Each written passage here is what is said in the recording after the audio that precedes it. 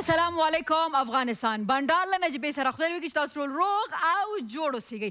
نو د سې شنبې ورځ ته او نن هم تاسو موږ خپرونه په ژوندۍ بڼه ګورئ او د سې شنبې په ورځ مې ځکه دا ویلي چې نن موږ کوشش دا کوو چې تاسو ته دوه داسې مهم موضوعات راوړو چې یو ستاسو صحت دپاره ډېر زیاته مهمه یو زموږ د ټولنې دپاره ډېره زیاته مهمه یو سوشل ایشو یو سوشل داسې موضوع چې باید موږ تاسو پرې خبرې وکړو موږ تاسو باید یو خپل ځانونو ته متوجه شو چې په ځای د دې چې همیشه موږ وایو چې امنیت داسې یا اقتصاد داسې یا تعلیم داسې دا هغه خبرې چې موږ د همیشه د حکومت یا د واکدارانو په اوږو دغه بوج ورچوو خو ټولنه زموږ او ستاسو نه هم ده نو د یو افغان په صفت او د دې خبرې دا چې موږ د دې ټولنې برخاستو نو د یو افغان په صفت باندې د ټولنې د یو غړي په صفت باندې زموږ او ستاسو کومې خبرې چې زموږ ریسپانسبیلټي جوړېږي چې باید موږ ورته پام ونیسو. نو دوه موضوعات دي هغه موږ تاسو سره په فیسبوک باندې شریک کړي تاسو کولی شئ چې هلته لاړ شئ خپل نظر خپلې پوښتنې له موږ سره شریکې کړئ صحیح ده او تاسو کولی شئ د ایمیل له لارې هم خپلې پوښتنې له موږ سره شریکې کړئ او د زموږ چې کوم فیسبوک پاڼه د بنډار او د انسټاګرام اکاونټ د هغې د لارې هم کولی شئ چې موږ سره خپلې پوښتنې شریکې کړئ. همدې سره زما د یلدا جانې خواته وګورو چې یلدا جان نن بیا پیاز یې راخیستي دي چې نن چی موږ ته پخې. یلدا جان ما خوش آمدید. خوش آمدید نجیبه جان سلام علیکم. خوب هستی؟ ما خوش آمدین. نه ما یعنی خودت میگی ما خوش آمدیم. خب ما خوش آمدیم. ما خوش آمدیم. خوب هستی نجیبه جان اقل؟ جور تشکر زنده باشی. یک سلام به تمام بیننده‌های عزیز. آرزو میکنم همیشه خوشحال آرام و سرحال و همیشه مثل لبخند در لبایتان باشه مثل ما و نجیبه جان. بله صحیح و در پیاله‌تان چای سبز. بله بله. دوستای عزیز چون هوا سرد است حالا از طرف صبح کس یگان تا کوشش میکنن دیرتر وظیفه برن. یک صبحانه است که من براتون آماده کردم. واو آفرین. یک صبحانه را یک چند برنامه پیشم تیار کرده بودی که بسیار مزه‌دار بودن. او زه دایم که نور کله خلک دفتر ته ځي وخت نشي تر خدای د پنجشنبه یا جمعې پر ورځ چې رخصتي باید هغه سهار چای لږ داسې ډېر سپیشل باید اوسي کنه. بله دوستای عزیز یگان تا دوست ندارن که تخمه یعنی در روغنی زیاد بخورن تخم مرغ جوش داده را زیاد دوست دارن پس میتونن از تخم مرغ جوش دادن برخود یک کرایی بسیار همونطور مزه‌دار آماده کنن که ما اینجا تخم داریم 5 عدد تخم جوش دادیم 4 دانه رومی است سیر است 1 دسته گشنیج است 4 دانه مرچ تازه است 1 عدد پیاز است نمک مقدار لازم مرچ سیاه و مرچ سرخ می باشه که بسیار یک چیز عادی و ساده و آسان یک دفعه ببینیم که چند شده. او دا څومره خلکو ته کفایت کوي دا زموږ 5 نفر و یک تا تخم به یک نفر. خب اگر کس مواری باشه نه دیگه خب به حساب از یک اگر کس زیاد شکمبو باشه خود یکی سی نمیشه ولی برای من تشکر که برای من شکمبو گفتی؟ نه شما نه شما را نگفتید در خود کش نکنید نه ما میفهم شما تو کم خوراک هستین که تو بداقی میگین که من زیاد میخورم شما هیچ وقت زیاد خوردن نمیتونید. دوستای عزیز یک دانه تخم کفایت میکنه اگر میخواین که همیشه به یک وزن بانین اما وزنتان هیچ بالا نرم یک تا تخم که صبح شما بگیرین که یک توتنان بخورین برتون 100% قول میتونم که تا چاش سیر میباشین. بسیار خوب دکتر یلدا جان. حالا میریم او ګورو چې زمونږ دا پرایس لیست چې دی یعنې دغه د سهار چای چې تاسو پخوئ څنګه چې یلدا جان وایي دا په څو روپو کې جوړېږي. راځئ چې وګورو. د جوش شوي هګۍ کړایي لازمه مواد هګۍ 15 دانې 15 افغانۍ پیاز یوه دانه 2 افغانۍ رومي بانجان 4 دانې 10 افغانۍ ګشنیز یوه دسته 10 افغانۍ هوږه او تازه مرچ 10 افغانۍ مرچ او مالګه د ضرورت وړ. یعنی د 100 روپو نه کم روپو کې موږ کولی شو چې یو ډېر جانانه د سحر چای موږ پوخ کو صحیح ده. خب یلدا جان یعنی می چیزا باشه مگم اگر کسا زیاد میشه باز تخم زیاد کنن باز تخم زیاد کنن مثلا شوروا وارینه که مهمانا زیاد میشه یک جگ دیگه تخم زیاد کنن دیگه در پلیزی میتونن یگان شیرچای جور کنن در پلیزی نالس یگان است که صبحکی که میشه همین رژیم که میسرم یک چیز نبیارن مثلا همین تخم زیاد میگیرن پخته میکنن از کل چیز کم کم مثلا 1-2 دانه تخم 1-2 پیاله شیر چای است کل چیز بسیار کم کم جور کنن و هم مالی میشه هم خوب میشه خصوصا اگه در خانه میمون باشه خب بخی خوبتر میشه. یعنی یگان تاست کم یک کرایی رو پر از تخم میکنه 10-12 تا تخم مندازه خب امور کمتر پخته که یک 5 تا 6 تا تخم در پلیش یک چیز دیگه بگی هم دسترخوان بنمود میشه هم امو مصرف که میشه نصفش درو بزن نصفش هم دیگه بخی آبرومندانه چیز میشه. بسیار عالی. خب چه رقم پخته کنیم؟ دوستای عزیز تخم اول جوش میدیم تخم را پوست درست کردیم. بعد از از وسط یک تخم دونست میکنیم. بانجان را زیاد نرم نمیکنیم، مثل کرایی گوشت دیدین اون رقم، مثل کرایی گوشت بانجان خود کلان نیمه ندیدیم، برای ما بگو. مثلا برابر این یک دانه سیر بانجان میخواد توتا کنن. مثلا نیمه یک بانجان بله بله باش من یک توتا میکنم. بینه براتون نجیبه جان که ببینن دوستای عزیز. اوکی. مثلا این رقم اوکی. به این شکل 4 توتا کنم. بله بله یک بانجان رومی را یا بانجان رومی باید این 4 توتاش نه څلور او څلور اته یعنی یو بانجان رومی اته ټوټې. بله بله به این شکل توتا کنن. بعد از او اول بانجان رومی را کمک تف بتن همراه سیر بسیار کم، چون پیاز ما نمیخوایم دوستای عزیز. شما اگه دوست دارین که اول پیاز تف بتین پیاز زیاد پخته شوه او دل خاطر، ولی پیاز ما نمیخوایم زیاد پخته شوه. پیاز از آخر مندازیم، پیاز ما قشتگک شوه مزهش دونه موزده پیاز مندازیم. بعد از مرچ تازه را مندازیم، مرچ تنده منظورم است. باز هر تخم را از مایبند نصف میکنیم او را مندازیم، کمک مرچ سیاه، نمک و مرچ سرخ هم مندازیم، با هم مخلوطش میکنیم. بعد از او در یک ظرف میکشیم. گشنی چون برای دیزاین بشقاب است. بعد از او همراه نان گرم دیگه قوم صبح باشد نوش جان میکنیم. نان گرم امروز نبود. کجا کردی؟ اوه امروز من از ما پوت کردم. اینه نان گرم ما داریم، شما برین از نانوایی بیاریم. صحیح؟ خب لیدون کوم دې سره غواړم چې لاړ شم د ایمیل خواته او وګورو چې بسم الله نو چا موږ ته ایمیل را لېږلی. صحیح ده. نجیبه جانې یو ځل بیا مبارک په زړه پورې خپرونه ده، بریالیتوب دې غواړم. د انګریزانو خبره ویلډن، هغه زمونږ د سړک د کبانو رستورانت څښتن دی اوس هم پوښتنه کوي. ها ها ها ها یما بارز د لندن څخه. ډیره مننه. اول خو یو خاص سلام تاسو ته یما ورونه او ملغلرې خور ته او زلا جانې ته، ټول د زما طرف نه ډېر سلامونه. او دا د کبانو رستورانت کې دا چې یو رستورانت لندن کې موږ هغلته لاړو، د لندن فش اینډ چپس ډېر زیات مشهور دي. صحیح ده.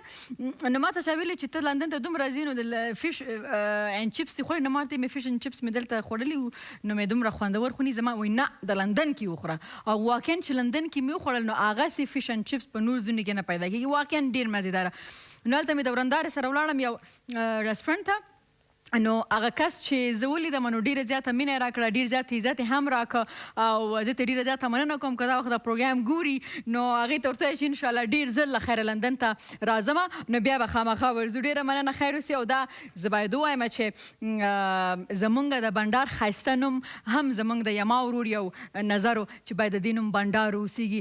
نو باید یو خاص تشکري هم د دې نه وکړم. او زه همیشه دا خبره کوم چې دا کله هم یو خپرونه یو پروجیکټ کېږي نو هغه د یو ټیم ورک کاري او هغه د ډېرو دوستانو او بیا خاص کر ستاسو د لیدونکو هغې کې ډېره غټه برخه. یعنی زما دا بنډار چې دی بغیر ستاسو نه چې تاسو ګوري په یوټیوب باندې که په تلویزیون باندې او بیا تاسو موږ ته ایمیل رالیږئ دا او کمنټس موږ ته پرېږدئ په فیسبوک باندې په سوشل میډیا باندې.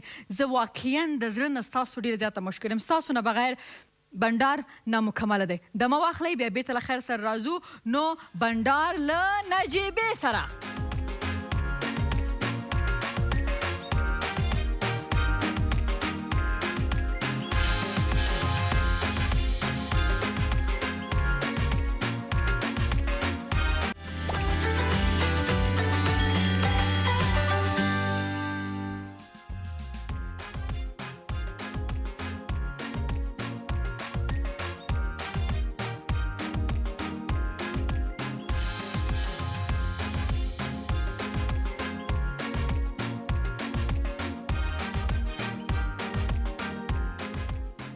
یو بیا راغلاست خپرونه بنډار له نجیبې سره. او څنګه چې د خپرونې په شروع کې ما تاسو ته ویلي چې نن د سهشنبې ورځ ده نو موږ کوشش کوو چې دوه موضوعات تاسو سره په هغې باندې خبرې وکړو. نو صحت اول موضوع زموږ دا ده او هغه د هغه میندو دپاره چې بې اولاده دي. خدای دې هېڅوک هم د دې درد نه تېروي ځکه چې زموږ په جامعه کې ښځه ډېره زیاته بېوزله ده. اول خو د هغې باندې فشار چې واده واده واده واده چې وکړي بیا چې کوچنی نه وي نو بیا هغه د ډېرو مشکلاتو سره مخامخ وي. نو یو وارې بیا ما په خپرونه کې دغه موضوع موضوع اخیستې ده ځکه چې ما سره ډېره محترمه ډاکټره چې څو ځله ما سره خپرونه کړې ده او تاسو هم هغه ډېر زیات د هغې نه مطمئن او ډېر زیات څه ورته وایي چې ډیمانډ یې هم لري ډېر وخت بعد مې پیدا کړې ده. ډاکټر یاسمین تاسو ښه راغلاست. ډېره مننه ستاسو دا اوس خپل سلامونه ستاسو لیدونکو ته وړاندې کوم. ډېره مننه. غواړم چې اول ولاړ شو دا ویډیو کلیپ وګورو بیا بېرته راستانه کیږو او د ډاکټر یاسمین سره بیا خبرو ته ادامه ورکوو. کله چې یو ښځه او خاوند پرله پسې 6 میاشتې ګډ ژوند وکړي د امیندوارۍ د مخنیوي لارې چارې ونه کاروي او اولاد یې ونه شي نو ویل کېږي چې ښایي د بې اولادي ستونزه ولري او باید د علت پلټنه یې وشي. روغتیا پوهان وایي چې د بې اولادي له دریو څخه یوه برخه علتونه په نارینه، له دریو څخه یوه برخه علتونه په ښځینه او له دریو څخه یوه برخه په ښځینه او نارینه دواړو کې په ګډون شتون لري. سربیره پر دې څېړنې ښیي چې د میرمن او خاوند په هرو سلو کې له 5 څخه تر 10 یې د بې اولادۍ ستونزې لري. ښه نو اول خو ستا پیدا کول ډېر سخت کار دی. زه چې دلته راغلې ما ته ډېرو خلکو اول مې مور ویلي چې د دې نمبر را پیدا کړم نمبر یې بند دی. نو چېرته تللې وې؟ زه متاسفانه کور ته تللې یم یو 3 هفتو په رخصت مې اخیستی خو بیا لږ وجوهات دا و چې ماشومان رخصت و نو یوه هفته مې نور هم واخیستله او نو موږ خو دلته خو بیا هم خوشحاله یم چې پیدا مې کړې. ډېره مننه. زه ته ډېره ګرانه یم ځکه ته دا خبرې دې کې خوشحاله کړې او زموږ لیدونکو ته هم ډېر زیات ګرانه سي. ښه اولنۍ پوښتنه به زده کومه چې څه وجوهات دي چې زموږ خویندې د بې اولادۍ غوندې مشکل سره یا مریضي سره مخامخ کیږي؟ نو هغه چې کله یو ښځه او خاوند واده وکړي یو کال پورې د هغې کره اولاد ونه شي د هغې باید ضرور ډاکټر ته ورشي. د دې مختلف وجوهات کیدای شي او همیشه لکه په جهان کې چې دلې زیاتره بې اولادي سبب خاوندان یې لیکن زیاتره موږ په افغانستان کې ښځې دا کوو. نو اول به ښځو ته راشو ځکه چې موږ دې ته موږ پرایمري انفرټیلیټي ویو. هغه مېرمنې چې کله د عمر نه زیات یې 15 کاله هغې ته اولاد راوړل ډېر مشکل وي. هم په رحیم کې فرق یا موږ ورته یونیکیټ یوټرس وایو چې هغه رحیم یو قسم لکه د ښکر غوندې شکل لري. او دویم چې دی بایکورنیټ وي. هغه بایکورنیټ دی چې رحیم 2 شکله لري. بل دریم قسم چې اسپټیټ لکه خپل رحیم کې یو پرده غوندي نو پرده په 2 حصو کې د رحیم تقسیم نه کړي نو لږ نو هغې کې هم اخیستی شي لیکن کله چې پوره نو بیا هغې دپاره مطلب اپریشن ضرورتي.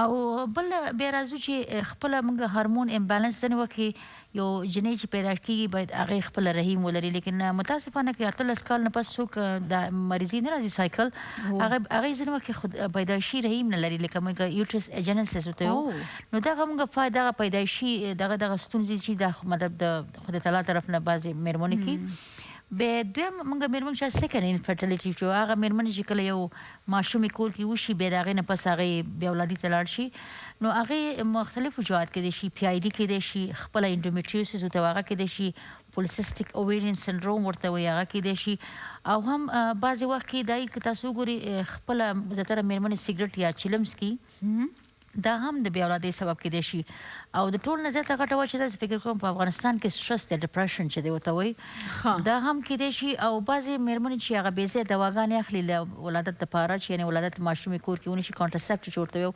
هغه هم د ماشومانو لکه د مېرمنو بې اولادۍ کیدای شي او فعلا خو د سړو طرف نه هم مشکل کیدای شي. په سړو کې هم دغه هغې ته هم پرایمري انفرټیلیټي سیکنډ هغه سړي چې هغې کې زیاتره دغه خپله موږ چې ورته تخمې بایزې چې ورته وایو اټاسټي چې ورته وایو دا خپله پاسي لکه پیدایشي موږ هغې ته وایو هغه هم بې اولادي سبب کیدای کله چې دې سیمینیفیرس ټیبیولس کې کله بلاکیج غوندي یا بندش شي هم کیدای شي. ځینې وخت کې د دې خپله سپرم لکه لو کاونټ هغه هم ډېر څه سبب کیدای شي. او موږ یو بله ناروغتیا ده ورکوسیل ورته وایي هایډروسیل هغه مختلف دی هغه ډېر وخت چې به سړی ایکسپلین کړي لیکن په سړو کې ډېر زیات د بې اولادۍ سبب کیدای شي دا چې زیاتره دی چرس یا معذرت هم غواړم ځینې خلک نور د مواد مخدره استعمالوي دا زیات بې اولادۍ سبب کیدای شي او د ټول نه زیات هغه یوټا انفیکشن چې ورته دا ډېر زیات د بې اولادۍ سبب کیدای شي. او دا د سټرس خبره د جوور خفګان خبره تاسو وکړه نو آیا که دا سړي هم جوور خفګان او دا وکړي نو هغه هم یو وجه کیدای شي؟ بالکل دا زما چې هغې ته موږ اکوپیشنل سټرس وایو لکه تاسو وګورئ زیاتره خلک سړي چې دي په ډېر شعاع کې کار کوي لکه موږ کمپیوټر کې یا دا د سټډیوګانو کې ډېر کار کوي دا هم څوک زیاتره چې کمپیوټر سره نږدې کوي نو ډاکټرانو دې باندې موافقه کړې ده او هم که د سټرس یې ډېر زیاتره لکه زیاتره بې خوبي لري دی هم د انفرټیلیټي کاز کیدای شي. او سټرس یو د دې مې ځکه چې زموږ د خلکو یو دی چې اول خو پریشر دی چې واده وکړي بیا چې واده وکړي نو چې 2 میاشتې نه تېرې شوي نو ښځه ماشوم لري که نه لري ماشوم لري که نه لري نو هغه شروع نه په هلکو په جلۍ باندې دغه پریشر چې باید ماشوم واوسیږي واده نه پس ماشوم واوسیږي نو دغه هم یو سټرس چې دی اولاد نشي پیدا کېدی که نه دغه ستونزې دي دا ستاسو خبره بیخي صحیح ده په افغانستان کې دغه ستونزې دمې ته ځو بیا بېرته راځو په نورو موضوعاتو ستاسو پښتنو ته به هم په خپرونه کې ځای ورکړو دمه واخلئ بنډار له رنجبې سره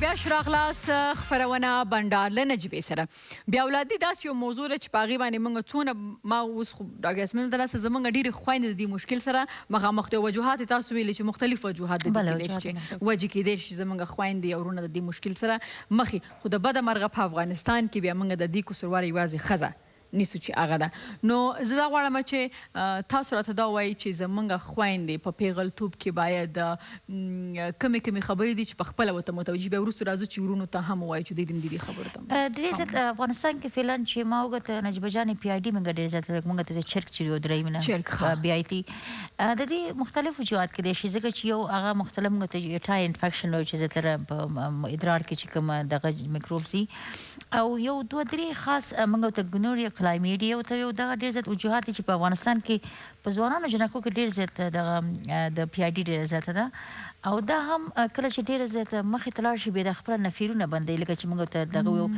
نو کله چې یو جنۍ واده کوي بیا یو متاسفانه په افغانستان کې دغه ډېر غټ موږ مشکل لرو یو سنتي معاشره لرو کله چې یو مور او پلار یو جنۍ چې زه اولادي نسایي ډاکټر ته ځم هغې فکر بل طرف ته ځي لیکن هغه جنۍ د شرم نه خپل مور ته نشي ویل چې زما د وجود نه یا چرک راځي یا په دغه راځي شین یا تورې اوبه راځي نو کله چې هغه واده وکړي هغه دومره هغه انفیکشن ډېره زه غواړم چې دا د چرک خبره تاسو وکړه نو هغه راته وایي چې څنګه د هغې د وجود نه چې څنګه خارجېږي د هغې رنګ څه کم څرنګه مواد چې هغې باید که دا وخت څوک دا مشکل لري چې باید پوه شي چې او ښه دا دې ته وایي هغه مختلف رنګونه لري یو که تاسو وګورئ موږ چیز کلر ته لکه د سپین غوندي لکه و دغه هغه یو هغې ته موږ یست انفیکشن ویو بیا بل لکه شنې غوندي اوبه راځي یا سینسواري رنګ غوندي نو هغه مختلف انفیکشن دي او دا څومره هغه کې راځي اماونټ کې یا څنګه یا دا مختلف دي کله د این نه مخکې راشي ډېر زیات او همیشه ډېر خراب بی کوي لکه یو قسم د مۍ غوندې خراب بی کوي هغه جنکیان یا مېرمنې چې کله د وجود نه یو قسم بوی ځي د مۍ غوندې باید کوشش وکړي چې دا اوبه راځي باید ډاکټر ته مراجعه وکړي نو د دې بیا بل خاص دا دی چې زیاتره چې کله دغه مشکل پیدا شي باید ډاکټر ته مراجعه وکړي او دا علاج لري بالکل یو تقریبا یو د انټي بایوټیک یو ډوز ورته ورکول کېږي یا د فلاجیل شی نو هغې نه پس چې دغه یو تقریبا ورځې دوا ورکوي یوې هفتې دوا ورکوي ښه ډاکټر صاحب که دا دوام وکړي په میاشتو په کلونو د یوې نجلۍ دا انفیکشن د دې سبب جوړېدای شي چې دا بیا آینده مور نشي جوړېدای بالکل هغه داسې چې کله چې دغه انفیکشن ډېر زیات شي نو دغه متاسفانه بیا هغې د هغې نفرونه چې دي هغه خپله چرک واخلي هغه نفرونه ډېر نري لکه دغه غوندې لکه د تار غوندې نري دي نو هغه بند شي بیا هغه همیشه دپاره اولاد نشي راوړی هغې ته بیا کمپلیټ بلاک فالوپین ټیوبس وایي بیا ماشومان نشي راوړی دغه انفیکشن سړو ته هم کیدای شي بالکل سړو کې هم کیدای خو سړو کې مختلف دی چې هغه ټای انفیکشن یې هغې مختلف د هغې نه هم د وجود نه بعضې وخت کې چې کله سپرمز لکه ایجاکولیشن کوي په هغې کې هم دلته لکه مختلف یو قسم بی راځي نو هغه زیاتره په افغانستان کې د دې خاص د مېرمنې چې دي د ټیمپونز لکه موږ چې د دې دا خیال نه ساتل کېږي نو زیاتره په افغانستان کې دغه مشکلات موږ ډېر ځل لرو او کله یو سړی کې د انفیکشن کوشش وکړي چې د ورځې یا مېرمن یا کوم جنۍ کې 2 ګیلاسه اوبه وڅښي زیاتره خپل دغه ګردې چې دي ډېر زیات حرکت کوي فالو باسي خو دغه ډېر زیات وجوهات دي او په سړو کې زیاتره چې انفرټیلیټي د هغه دغه سپام موږ چې ته از سپرمیا چې ورته بیخي سپام نه لرو د هغې موټیلیټي هم کموي زیاتره د دې هېڅ خاص وجه نه پیدا کېږي زیاتره دواګانې ورته کوي بیا د هغې علاج دا دی چې هغې آی وي اف وکړي یعنی مشکلات مختلف لري په سړو کې هم که تاسو ګورئ موږ ویریکوسیل ورته ویو په هغه کې خپله بیضو کې رګونه یو قسم شي لکه د تارونو غوندې تاو شي هغې ته لکه خپله رګونه د بیضې پیړ شي یو بله موږ ورته ویو هایډروسیل هغه خپله د دې بیضو کې دننه د اوبه جمع شي نو هغه په زیاتره په سرنج کې وباسي خو انفیکشن هم زیات کېدای شي ځکه چې موږ ته ټیسټ ټورژن وایو چې کله هغه تخمي تاو لکه تاو شي نو هغه وخت کې هم ډېر مشکلات پیدا کېږي لکه سړو کې سړو ته ښه صحیح ده دا خو ویل اوس دا راته وایاستئ چې که چېرته د تاسو چې د ډېر تار غوندې نري پایپونه چې دي نو هغه خلاصېدی شي علاج ممکن افغانستان کې متاسفانه هغه د ګاینیکولوژستان به ګوري دلته ماته یو مریض ویل چې یو ډاکټر راته ویل چې د پېچکاري ومه د زه د خلاصوم او پیسې هم د مریضانو راغستي لیکن فعلا موږ په افغانستان کې مایکرو سرجن نه لرو د هغې دپاره یو خاص مایکرو سرجن پکاري او دا صرف زه فکر کوم که هندوستان کې دود مایکرو سرجنز دي او ځینې وخت کې لپروسکوپي باندې خلاصوي خو په افغانستان کې فعلا متاسفانه موږ دا نه لرو او د دې بهترین علاج دا چې باید آی وی اف وکړي صحیح او بله که ته وایي چې اکثرا زمونږ خویندې په کلونو کلونو باندې دواوې خوري او هغه د الواد خښتنې نه جوړیږي نو دا راته وایاستئ چې بیا څه وخت بعد هغې ته خدای اولاد ورکړي نو تاسو ډاکټر یاستئ که تاسو یو کس راځي یو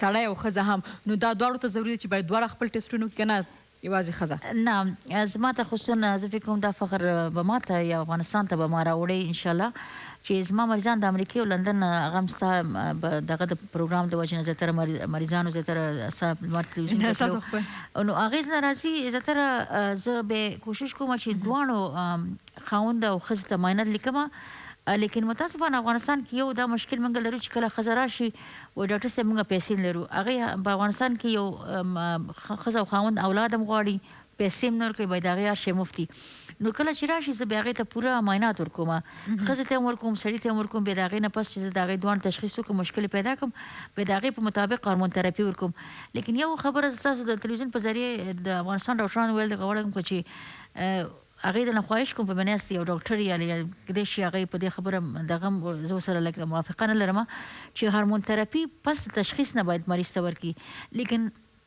زیاتره مریضان چې راځي ښځې هغې ته دونه دوا ورکړي چې هغې نه سم د ستاسو د لمر ستاسو د اډینا تلویزیون بنډار ته جوړ کړی که نه سمه ډا کړي لیکن کله چې زه وګورم مشکل خاوند کې راشي او هغه ښځې دومره ډپرس کړي چې یعنې هغه ټول وجود یې خرابي یعنې هارمون تراپي خپل یو طریقه لري او زه فکر کوم دا به هارمون تراپي تاسو هارمون تراپي لږ موږ ته اسانه د هارمون تراپي ته چې که تاسو وګورئ زیاتره هغه دواګانې چې دي مختلف دواګانې دي چې هغه خاص د بیا اولادۍ دپاره دي که هغه ټابلټس دي او که هغه انجکشنې دي یا دوايي دي نو د هغې مختلف کوم لکه دغه دي هارمون لکه استروجن پروجسترون فولیک اسټیمولیټینګ هارمون چې ورته لوتینایزینګ هارمون چې ورته ویو او هم هیومن کنټروپینګ هارمون دي دا مختلف لکه ډېر مریضان په دې شیانو باندې نه پوهېږي نو هغه بیا د دې لپاره مختلف دواګانې دي چې هغه کله یو مریض راشي باید کله تشخیص وشي د هارمون بیلنس معلوم شي بیا هغې نه پس مطابق د دوا ورکړل شي نو دا نه ده چې لکه هغه دا ته راغی چې زه بیا اولاد یم او ته یو غټ پنډ وروتړې چې دا د ځان سره متاسفانه دغه شی جزئیات په افغانستان کې ډېر زیات دي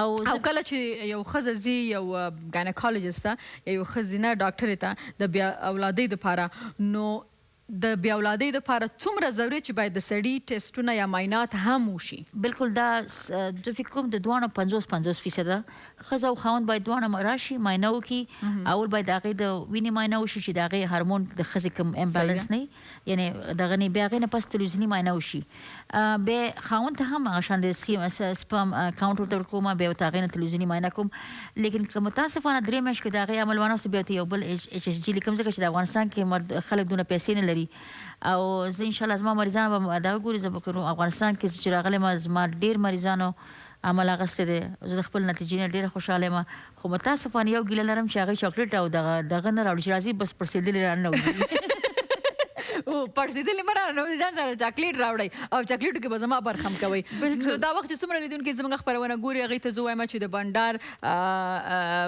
ایمیل ادرس په تاسو ته ښکارېږي. نو تاسو که غواړئ چې د ډاکټر یاسمین کلینیک کوم ځای کې دی یا ادرس یا نمبر یې غواړئ نو تاسو موږ ته ایمیل رالیږلی شئ او زموږ همکاران به تاسو سره د دې د کلینیک ادرس یا نمبر شریک کړي او تاسو کولی شئ چې بیا هغلته لاړ شئ. ښه ډاکټر صاحب دا راته وایي چې کله کله داسې کېږي چې د واده نه 10 کاله وروسته 8 کاله وروسته دوی ته خدای ماشوم ورکړي. بالکل دا ډېره شوې ده په افغانستان کې. زما تقریبا آی تھنک 15-14 مریضان دي او یو مریض چې عمل واخلي هغه زما دپاره خوشحالۍ خبره وي. هغه هندوستان ته هم تللی دي، پاکستان ته هم تللی دي، لیکن یا به کیدای شي زه هغې دلته صحیح تشخیص کوم یا به خدای تعالی خیر برکت هغې په ژوند کې واچوي. نو کله چې هغې 10 کاله او 12 کاله پس اولادونه راوړي انشاءالله اوس بس او دا ممکنه ده. بالکل ممکنه ده. اوس زما خیال 2-3 مریضان نومونه نه خورم ځکه چې هغې زیاتره مریضان نه غواړي چې په نوم په تلویزیون اودیشن کې واخیستل شي. نو لیکن ناامیده کېږي دی نه هغه خلک چې اولاد نه لري خو دا ده چې صحیح ډاکټر ته باید ځان وښیي او څنګه چې دوی ویلي چې او یوازې ښځینه نه تاسو که انصاف لرئ نو باید سړي دې هم خپل پوره معاینات وکړي. ډېره زیاته مننه چې راغلې خیر اوسې کور ودان. ګوره مشکل نه مې غږ مې ونه کړو که نه جنګ نه مې بچ کړې. ډاکټر یاسمین ته ډېر ښایسته ګفټ هم راوړی ده او همدې سره دمه هم اخلو. ډېره زیاته مننه for such a beautiful gift. Thank you so much. او دمه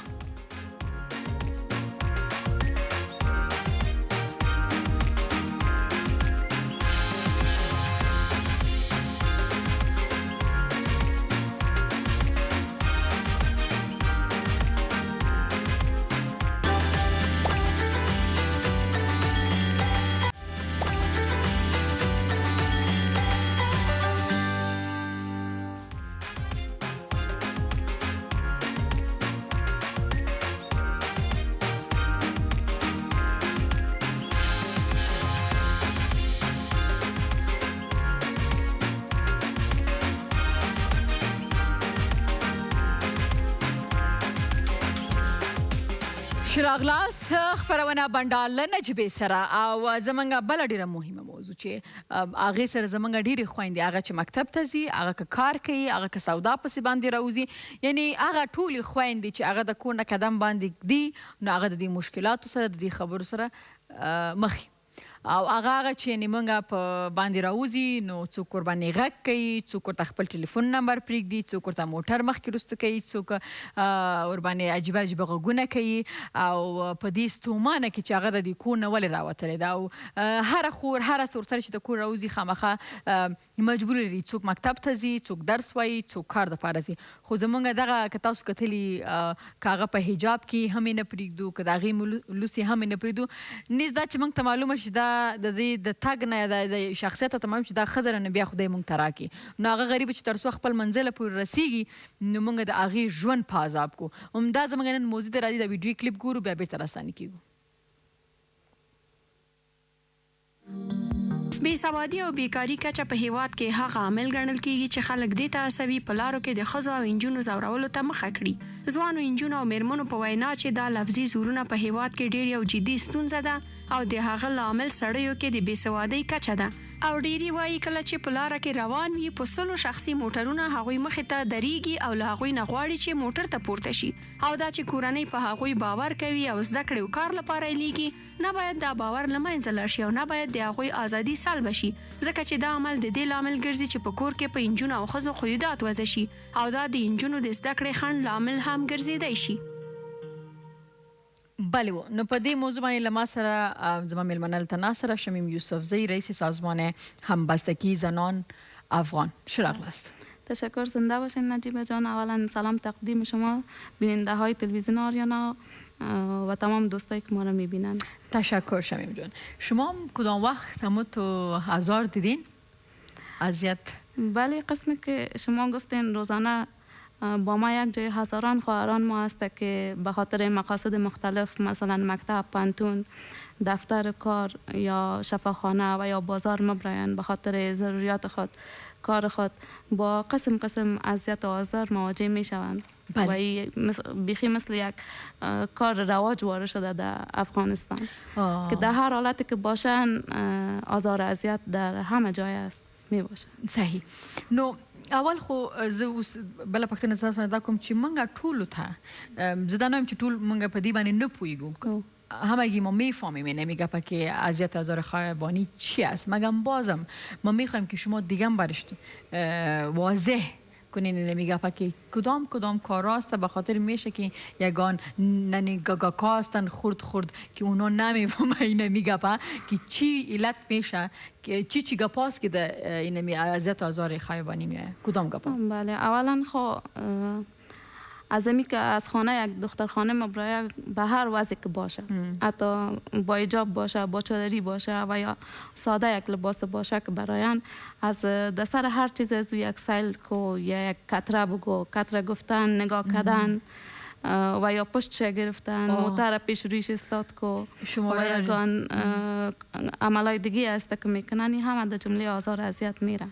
و یا سیل کردن، بعضی ها هستن که سنشان هم بسیار کلان می باشن، اما یک دختر خانم و یک خانم که دیر شوند سیل میکنن تا هر ایسی که بوده چشمش از پشتش میره سیل میکنن. بیخی تو معلومه که اکستریم میکشن. این همه کلش در جبله آزار اذیت است. خب سعید آلی در دیگه کشور هم است که اونجا آزادی است بیخی زیاد نی، مثلا زمان لیدون که گوری په خارج کې خزي حجاب نه غوندي مثلا هغه رواني خو او موږ تاسو ګورو هیڅ کله هم چا په چا باندې غږ نه کړی یا د چا لاره نه نیولې یا چا پسې شوي نه دي یا چا ته نمبر نه غورځولی. زمونږ دا خلک ولې داسې کوي؟ خب مشکلات مختلف است در افغانستان که یکی مشکلات فرهنگی است و تبعیض است بین زنان، دیگه مشکلات فقر و بیکاری است، عدم حاکمیت قانون است و دیگه مشکلات چی می باشه که مثلا مشکلات فرهنگی ما که در یک خانه وقتی یک دختر تولد میشه و پسر را می داشته باشن، از اول برای ازوا نشان داده میشه که این دختر است، تو بچه هستی، تو توانایی زیاد داری، تو اینی کارا را کده میتونی، این دختر هستی نمیتونن، برای ازوا محدودیت تعیین میکنن. وقتی که یک پسری را که از اول بفهمه اینا دا چی؟ بچه پیشینی کورس دخترها بیال رخصت میشه قندلک بیا کجاسی؟ پیش مکتب دخترها بیا بچه بیا تو بیا که اینجا یک دختره که مادر خود در پارک شده بیا بیا بچه بیا ای چی؟ B C D E F G H I J K چی؟ گناه ما نیست خودت صدا نکردی؟ من تو را گفته بودم من انگلیسی میخواندم.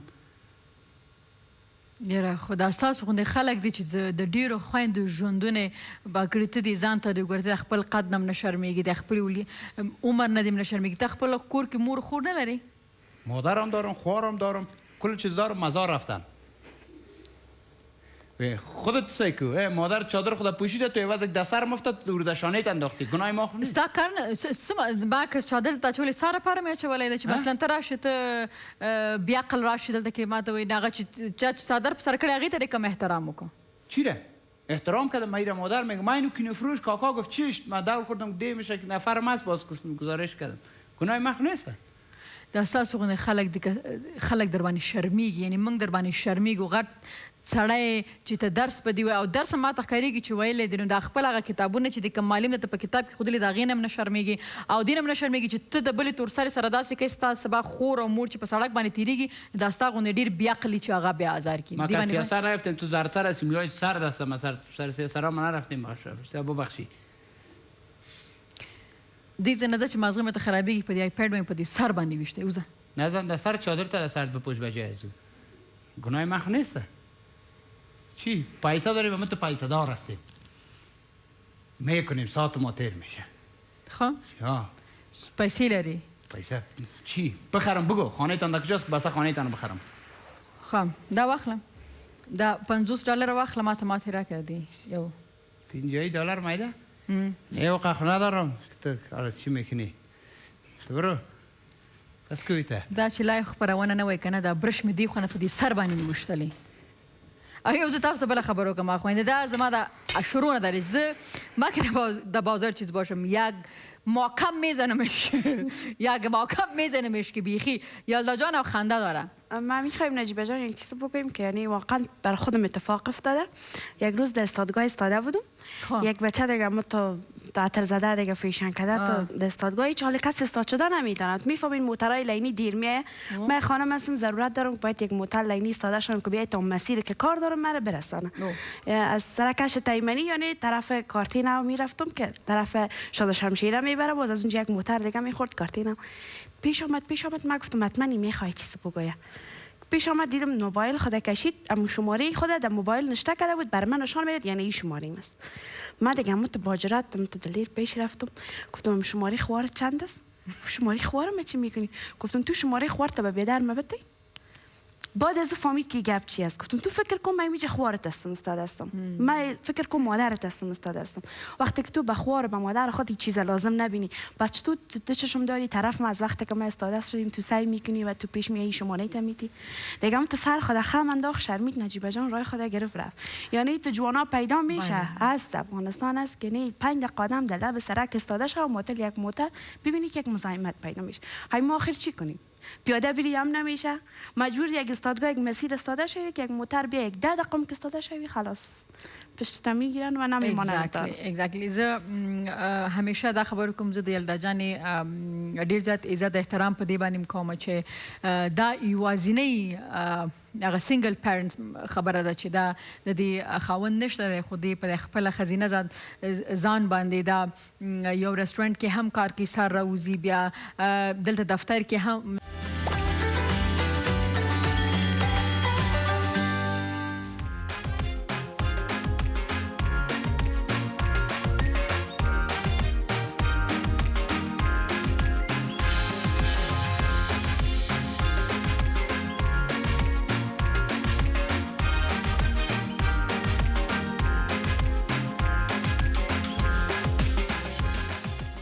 یو ور بیا شراغلاس خبرونه بنډار له نجیبې سره یو خو مونږ ځان ته دا اختیار هم ډېر زیات ورکړی چې مونږ په لاره باندې څوک زره نه ګورو نو که دا چې نمبر ورته واچوو یا مثلا نمبر ورته ولیکو یا هغه وکړو هغې مونږ دی چې دا ولې د کور راوتلی ده یا د دې مخ ولې ښکاره دی او که مخ ښکاره دی نو دې سترګې ولې تورې دي یا که په حجاب کې هغه هم دا کور ولې راوتلی د کور راوتلی بیا دا د افغانستان د سړو دیګه میراث ته چې هغه به خامخا دا په تنګوي نو خبره دا ده که هغه د کور نه راوتلی ده که هغې حجاب اغوستی که هغې حجاب نه ده اغوستی که هغې شونډې تورې کړي دي که سرې کړي دي که سترګې تورې کړي که سرې کړي دي ستا ته ورته ډوډۍ وروړې تا کالي ورته اخیستي دي تا یې په سر ټیکری اچولی دی تی د کور ذمهواري علي دا برکونه غړ غړ بیلونه دا تاور کړي دي یا ستا هغه خامخا چې د چا لور ده د چا خور ده به کور کې خلک لري چې د هغې نه پوښتنه وکړي تاسو ولې ځان ته دا اجازه ورکوئ چې د بل چا په ژوند کې حتی په سړک یو کس تاسو د لاسه نشي تېرېدی نو بیا په تاسو کې هغه چې خلکو پورې غاپي هغې کې څه فرق پاتې دی تاسو راته ووایستئ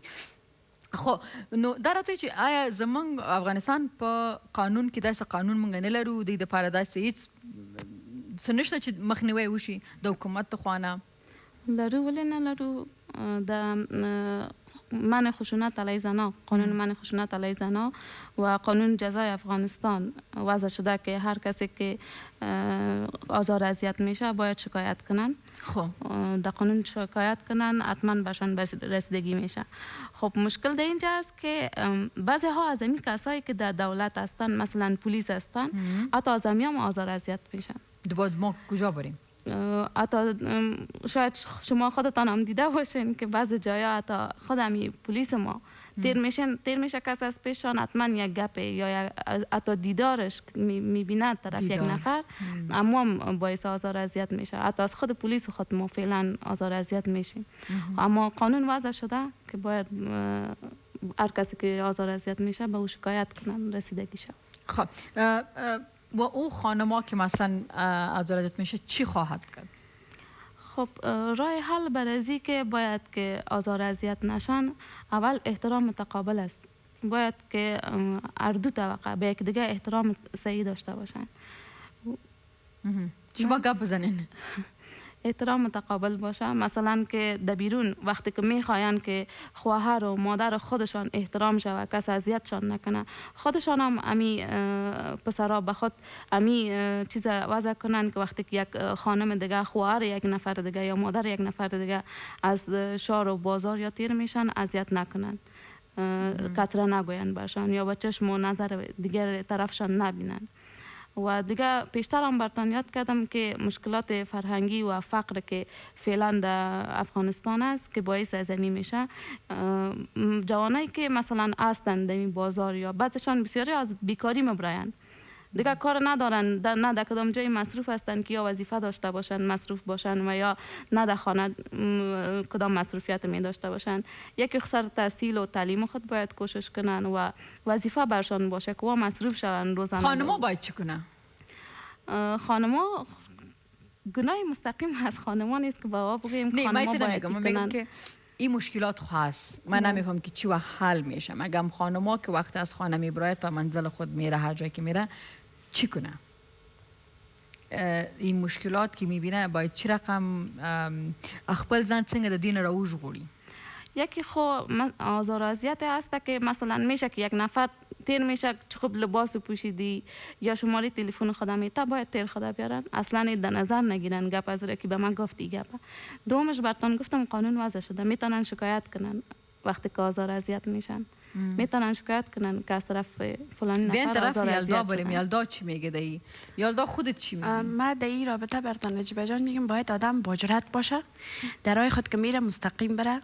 گپ از اینا درست است. اگر در گپ هر کس کنی هر کس از هر طرف یک چیز میگه ما مجبور هستیم صبر کنیم تحمل کنیم بخاطر از اینکه هیچ نمیشه هر رقم که کنی هیچ اصلاحی ندارن و نمیشه مجبور نمیستی که سرت خم پرتی درایت بری. اگر تو که درا بری که تو روز 100 نفر 500 نفر تو باید جنجال کنی جنگ کنی در آن بری گپ میزنن در پیاده رو بری گپ میزنن در استادگاه استادش گپ میزنن اگه چادری بپوشی به سر چادریت گپ میزنن ایجاب کنی سر ایجابت گپ میزنن.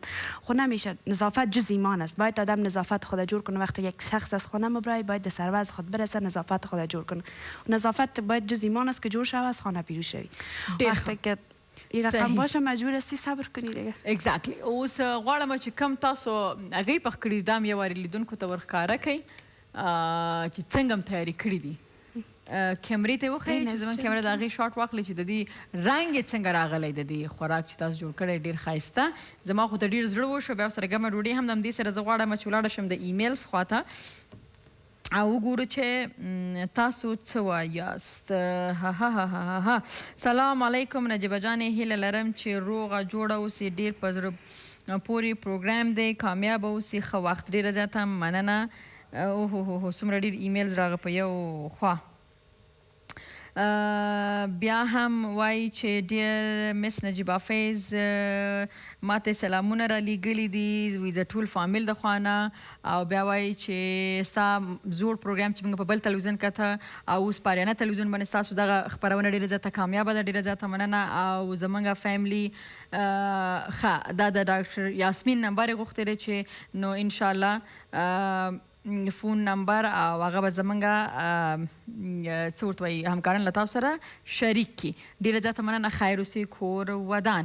او بیا هم سلام علیکم نجیبه جانې څنګه یې زه ښه یم ډېره زیاته مننه. د ډاکټر یاسمین نمبر یې غوښتلی ډېره زیاته مننه. زه به تاسو د هغې نمبر شریکم. بسیار تشکر که آمدین او به زه به اخره کې دغه وایم چې همیشه موږ بل ته ګوتې نیسو همیشه دا چې مری موږ دومره مشکلات سره مخ یو د هغې وجه دا ده چې موږ څه کوو هغه به ریبو تر څو چې موږ خپله سم شوي نه یاستو او اکثرا رونو ته دا خبره کوم سړو ته دا خبره کوم نو بیا د هغه نه هم د رحم توقع مه لرئ بیا به داسې کړېږئ. خدای په امان.